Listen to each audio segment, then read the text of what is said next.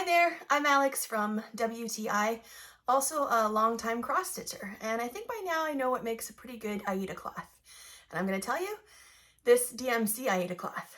It's great. Take a closer look at this printed cloth.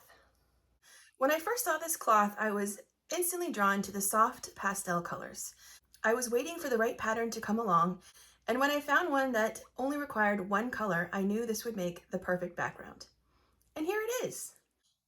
Normally the cross stitch is the star of the show, but I gotta say, I love the subtle hints of complementary color in the background.